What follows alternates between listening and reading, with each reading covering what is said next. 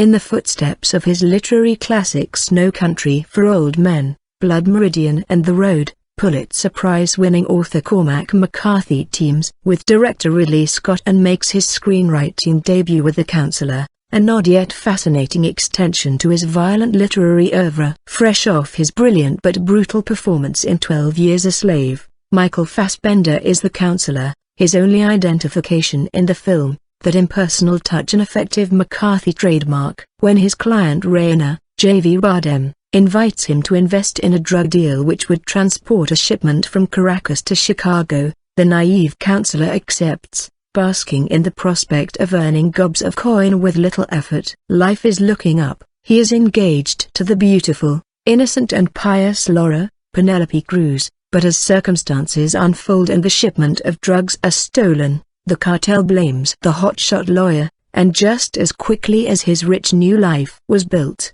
it comes crashing down. In typical McCarthy style, the counselor examines the human condition under a magnifying glass, but in his twisted form of anthropology, that magnifying glass burns his characters like ants. There's no escape from evil in McCarthy's world. Whether you're good or bad, means beyond your control will cut you down. Life never seems precious in a McCarthy story. It's just a meaningless byproduct, something here one second then remorselessly tossed in a landfill the next. The first half of the film is convoluted and dialogue heavy, but what great dialogue it is, as McCarthy sets up his ideas like an intricate house of cards, then proceeds to knock his house down in the nail-biting final hour.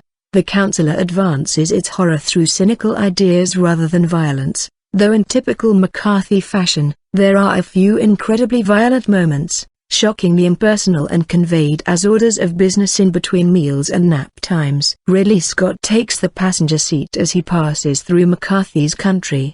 The visionary director reigns in his typically epic style for a more reserved, dialogue-driven study of crime and greed. However, Scott's visuals in tandem with McCarthy's script create the best of both worlds, McCarthy's morose, cynical wit and Scott's effortlessly slick camera work. Cameron Diaz steals the show as Reiner's seductive and dangerous girlfriend. Playing a sleazy, manipulative and maniacal temptress is the highlight of Diaz's career. She uses her voracious sex appeal and raspy voice to great effect as the biggest player among this nest of hornets. McCarthy's biting dialogue rolls off her like water on oil. It's obvious she is reveling in this opportunity. Brad Pitt expectedly goes for eccentricity when playing smaller roles, and this is no exception. He pulls out every nervous tick imaginable as West Ray, the overly cautious cowboy who brokers the drug deal. Also, rounding out the supporting cast are Ruben Blades, Rosie Perez, John Leguizamo and Breaking Bad's Dean Norris. A good score by Daniel Pemberton and beautiful photography by Darius Zwolski complete the package, making McCarthy's sardonic view of morality, mortality and greed an engrossing, yet disturbing watch, begging for more original screenplays by the Pulitzer winner. 20th Century Fox. MPO rating, R. Running time, 1 hour and 51 minutes.